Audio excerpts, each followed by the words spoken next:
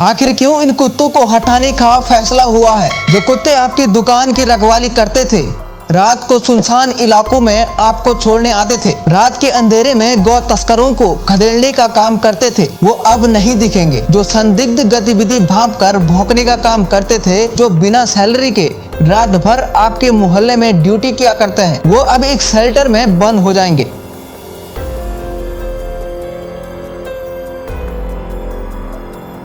दिल्ली के 10 लाख आवारा कुत्ते, 8 हफ्ते का अल्टीमेटम और एक ऐसा फैसला जिसने पूरे देश को 2 हिस्सों में बांट दिया है। सुप्रीम कोर्ट ने दिल्ली के सभी आवारा कुत्तों को हटाने का आदेश दिया है और यह सिर्फ दिल्ली नहीं बल्कि गुरुग्राम, नोएडा, गाजियाबाद, पूरे एनसीआर के लिए है और आपके शहर में भी हो सकता है। लेकिन यहाँ ट्विस्ट यह है, पशु प्रेमी सड़कों पर उतर गए हैं, सेलिब्रिटी चिल्ला रहे हैं और मेनका गांधी भी नाराज हैं। तो आखिर क्या है पूरा मामला?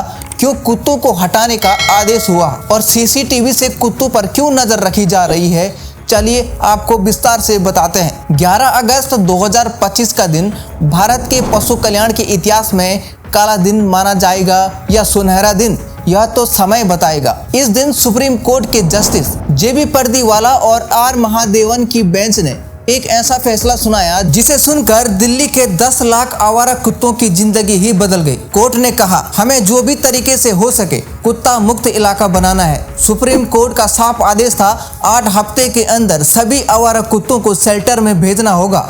5000 कुत्तों के लिए तत्काल शेल्टर बनाना होगा। सीसीटीवी लगाकर यह सुनिश्चित करना होगा कि कोई कुत्ता वापस न निकले। 4 घंटे के अंदर कुत्ते के काटने की शिकायत पर एक्शन लेना होगा और सबसे बड़ी बात, जो भी इस काम में बाधा डालेगा उसे कोर्ट की अवमानना का सामना करना पड़ेगा। अब आती है पशु प्रेमियों की बात। जैसे ही यह फैसला आया, पशु प्रेमियों में तहलका मच गया। पेटा इंडिया के शौर्य अग्रवाल ने कहा कि यह फैसला अव्यावहारिक, अतार्किक और कानून के विपरीत है। उन्होंने साफ शब्दों में कहा कि दिल्ली में 10 लाख कुत्ते हैं और केवल आधे ही की नसबंदी हुई है। वहीं मेनका गांधी ने कहा कि यह गुस्से में लिया हुआ फैसला है और गुस्से के फैसले कभी समझदारी से नहीं होते हैं। उन्होंने बताया कि दिल्ली में 3 लाख आवारा कुत्ते हैं, 3000 शेल्टर बनाने होंगे, 15,000 करोड़ रुपए खर्च आएगा। तो क्या दिल्ली के पास इतना पैसा है? लेकिन रुकिए, यही खत्म नहीं हुआ। इंडिया गेट पर प्रदर्शन शुरू हो गए। 40-50 पशु प्रेमी गिरफ्तार भी हुए। कनॉट प्लेस में हंगामा हुआ। राहुल गांधी ने भी ट्वीट पर लिखा कि ये मूक आत्माएं मिटाने वाली समस्या नहीं है।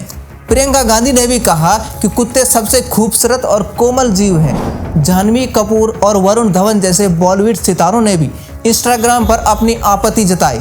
वे बोले, वे इसे उपद्रव कहते हैं, हम इसे दिल की धड़कन कहते हैं। लेकिन सिक्के का दूसरा पहलू भी है। यूनाइटेड रेजिडेंट ज्वाइंट एक्शन के अध्यक्ष अतुल गोयल ने कहा कि कुत्तों के काटने के मामले लगातार बढ़ रहे हैं। उनका कहना है कि यह आदेश इस समस्या से राहत दिलाने में मदद करेगा। दिल्ली की मुख्यमंत्री रेखा गुप्ता ने कहा, दिल्ली के लोग आवारा कुत्तों से तंग आ गए हैं। उन्होंने साफ शब्दों में कहा, समस्या विशालकाय रूप ले चुकी है। दिल्ली में कुत्तों के काटने वाले आंकड़े बताते हैं 2024 में दिल्ली में कुत्तों के काटने के 6,890 मामले दर्ज हुए थे। जनवरी से जून 2025 तक 35,198 घटनाएं हुई। भारत में हर 10 सेकंड में एक कुत्ता किसी को काटता है। सालाना 37 लाख लोग कुत्तों के हमले का शिकार होते हैं। धीरज आहूजा, जिसके बेटे पर आवारा कुत्ता ने हमला किया था, उसने कहा कि यह फैसला बहुत जरूरी था, लेकिन वो चाहते हैं कि इंसान और जानवर दोनों सुरक्षित रहें। अब आता है असली सवालों पर। जो लोग इस फैसले का विरोध कर रहे हैं, क्या उनकी बातों में दम है? अब यहाँ पर इंडिया टुडे की ग्राउंड रिपोर्ट बेहद चौंकाने वाली है। दिल्ली में एक अस्थायी डॉग शेल्टर नहीं है, केवल 20 स्टेरिलाइजेशन सेंटर है जिनकी कुल क्षमता 2500 कुत्तों की है। गुरुग्राम की स्थिति और भी खराब है। 50,000 आवारा कुत्ते हैं लेकिन केवल 2 शेल्टर हैं, हर एक में सिर्फ 50 कुत्तों की जगह। नोएडा में तो हाल ही बुरा है। 1.5 लाख आवारा कुत्तों का अनुमान है लेकिन सिर्फ 4 प्राइवेट शेल्टर हैं। वहीं एक कुत्ते पर महीने भर में 3,000 रुपए का खर्च आएगा। 10 लाख कुत्तों के लिए सिर्फ खाने पर ही 300 करोड़ रुपए महीना खर्च हो जाएगा। कुल मिलाकर 15,000 करोड़ रुपए की जरूरत होगी। अब इस पर डॉक्टर यासीन हुसैन ने कहा, यह बेसुजा, समझा और मनमाना फैसला है। उनका सवाल है कि इतने कम समय में इतने सारे शेल्टर कैसे बनाए जा सकते हैं। एनिमल्स बर्थ कंट्रोल रूल्स 2023 साफ साफ कहते हैं कि आवारा कुत्तों को नसबंदी और टीकाकरण के बाद उसी जगह छोड़ना होगा जहां से उन्हें पकड़ा गया था।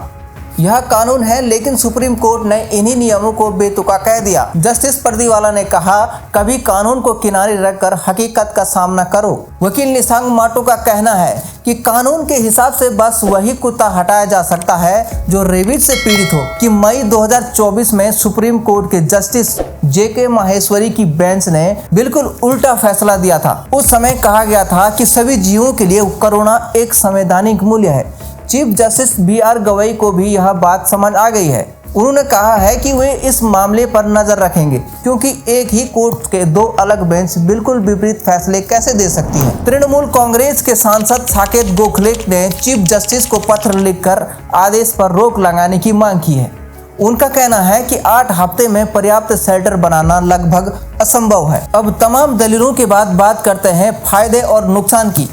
क्या होगा यदि कुत्तों को हटाया जाए? सबसे पहले सार्वजनिक सुरक्षा सबसे बड़ा फायदा है। बच्चे, बुजुर्ग और गर्भवती महिला बिना डर के सड़क पर चल सकेंगे। उन लाखों लोगों को राहत मिलेगी जो रोज इस डर से घर से निकलते हैं। रेबीज के मामलों में कमी आएगी। भारत में विश्व की 36% रेबीज मौतें होती है। हर साल 3 घंटे में कम से कम 2 लोग रेबीज से मरते हैं। साफ सफाई में सुधार होगा, लेकिन इससे क्या नुकसान होगा जरा वो भी देखिए। अगर कुत्ते सड़कों से हटाए जाएं, गलियों से हटाए जाएं, तो इकोसिस्टम का सबसे बड़ा नुकसान होगा। Ambika Shukla peoples for animals की ट्रस्टी हैं। वह चेतावनी देती हैं कि वैक्यूम इफेक्ट हो सकता है, मतलब जब स्थानीय कुत्ते हट जाएंगे और खतरनाक कुत्ते बाहर से आ जाएंगे। मुंबई के उदाहरण देखिए, जब कुत्तों की संख्या कम हुई तो बिल्लियां, चूहे, सांप और बंदरों की संख्या बढ़ी थी। नई समस्या पैदा हुई। शेल्टर में बीमारियों का खतरा भी है। लेप्टोस्पाइरोसिस और पार्वोवायरस जैसी बीमारियों के फैलने का डर है। तमिलनाडु, केरल और मुंबई में पहले भी ऐसे आउटब्रेक हुए हैं। भावनात्मक नुकसान भी है। हजारों लोग इन कुत्तों को अपना परिवार भी मानते हैं। वे रोज इन्हें खाना खिलाते हैं, प्यार करते हैं। तो आगे क्या होने वाला है? अच्छी खबर यह है कि चीफ जस्टिस BR गवई ने वादा किया है कि वे इस मामले को देखेंगे। हो सकता है कि फैसले में संशोधन हो। मद्रास हाई कोर्ट भी इसी तरह का आदेश तमिलनाडु के लिए देने का विचार कर रहा है। तमिलनाडु में इस साल 3.6 लाख लोग कुत्तों के काटने का शिकार हुए हैं और 20 लोगों की मौतें हुई हैं। सबसे अच्छा समाधान क्या हो सकता है? सबसे अच्छा समाधान यहाँ हो सकता है ABC प्रोग्राम को मजबूत बनाना होगा। बड़े पैमाने पर टीकाकरण अभियान चलाएं, कम्युनिटी फीडिंग जोन्स बनाना और कुत्तों की खरीद फरोख्त पर बैन लगाया जाना, अडॉप्शन कैंपेन चलाना बहुत आवश्यक होगा। नीदरलैंड, भूटान और नेपाल जैसे देशों में कैच न्यूटर वैक्सीनेट रिटर्न यानी पकड़ो नपुंसक बनाओ टीका लगाओ वापस करो प्रोग्राम सफलतापूर्वक चलाया जाता है। अंत में मैं यह कहूँगा कि यह केवल कुत्तों का मामला नहीं है, यह हमारी सभ्यता का भी टेस्ट है। महात्मा गांधी ने कहा था, किसी राष्ट्र की महानता का पता उसके जानवरों के साथ व्यवहार से लगता है। कमेंट सेक्शन में बताइए आप इस फैसले के पक्ष में हैं या विरोध में, और विरोध में हैं तो क्यों हैं। अगर यह वीडियो आपको पसंद आया तो लाइक करना मत भूलिए, शेयर करिए, हमारे चैनल को सब्सक्राइब करिए।